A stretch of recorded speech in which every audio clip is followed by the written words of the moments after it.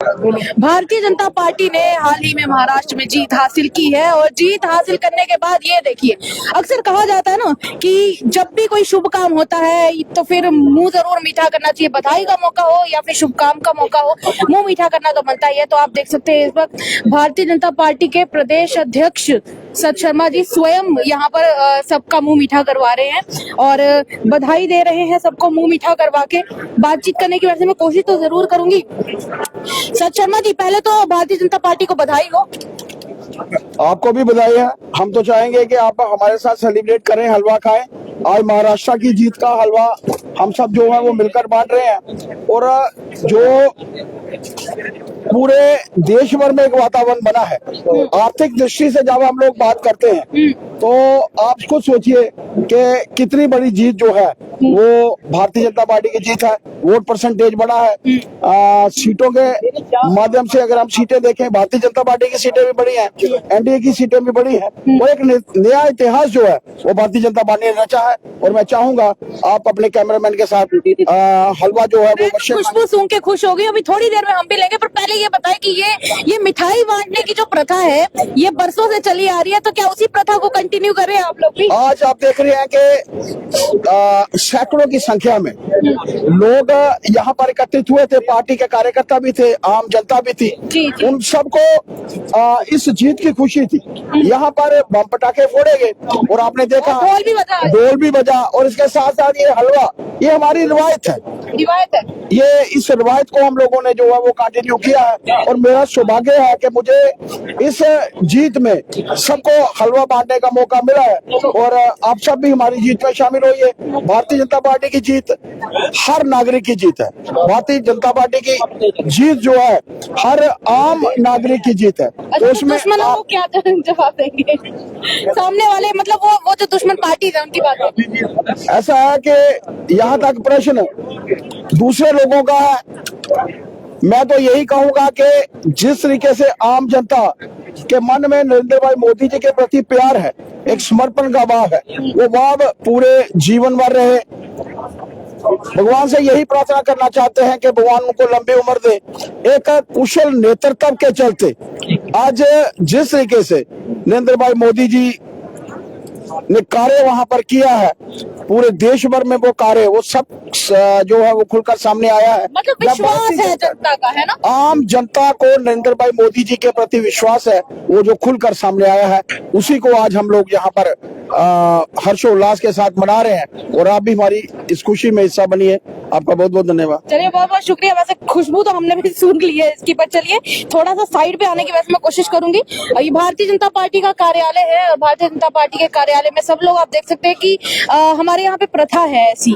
कहा जाता है कि जब भी कोई सेलिब्रेशन होता है तो मुंह जरूर मीठा किया जाता है और मुंह मीठा करने की ये जो कहीं ना कहीं एक प्रथा है वो चली आ रही है और अभी भी चल रही है।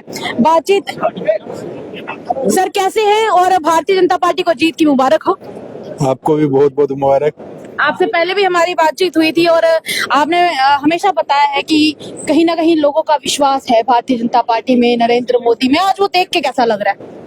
बिल्कुल, संपूर्ण भारत ही नहीं अपितु पूरे विश्व में मोदी जी पर विश्वास किया जा रहा है, इसलिए उनको आज देश का ही नहीं अपितु विश्व नेता कहा जाता है।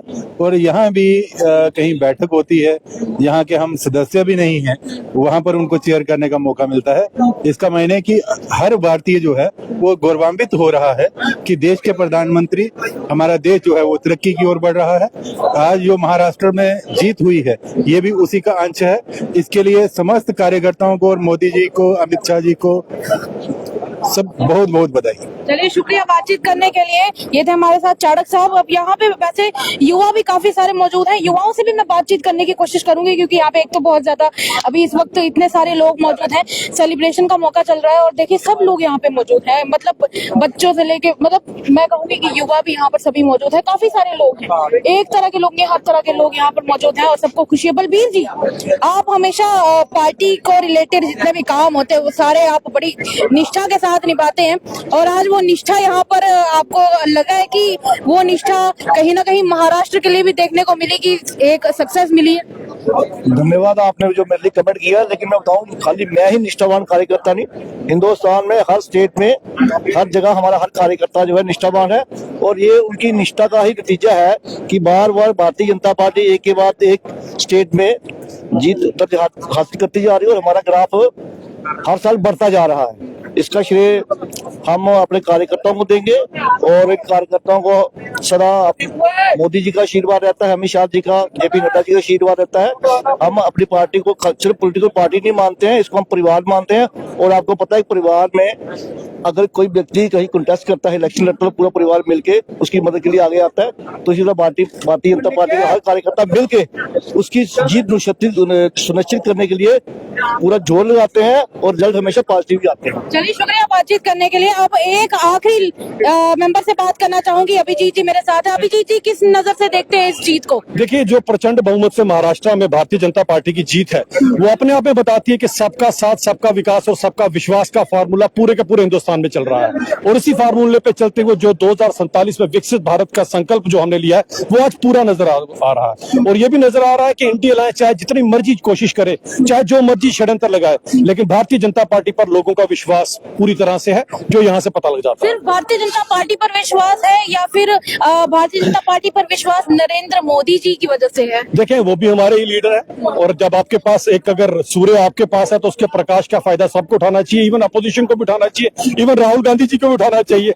आप करें क्या, वो हमेशा रहते ही वो एक्लिप्स के अंदर, अगर एक्लिप्स से बाहर आए तो उनको भी इसका फायदा जरूर होगा। एक्चुअली वो लीडर ऑफ ऑपोजिशन है, तो फिर आपको नहीं लगता कि वो दूसरी साइड? मुझे लगता है कि लीडर ऑफ अपोजिशन की भूमिका ऐसे निभानी चाहिए जैसे स्वर्गीय अटल बिहारी वाजपेयी जी निभाया करते थे, कि कांग्रेस भी मजबूर हो गई थी उन्हें यूनाइटेड नेशन भेजने के लिए। आप भी जानते हैं कि उस टाइम पे जब अटल जी थे, तब एक हेल्दी पॉलिटिक्स हुआ करती थी, और कहा जाता है कि उस टाइम पे जो पॉलिटिक्स थी वो कहीं ना कहीं एक दूसरे को ग्रो करने में बहुत मदद करती थी। आपको लगता है कि अब वो वाले सिनेरियोज हैं आजकल?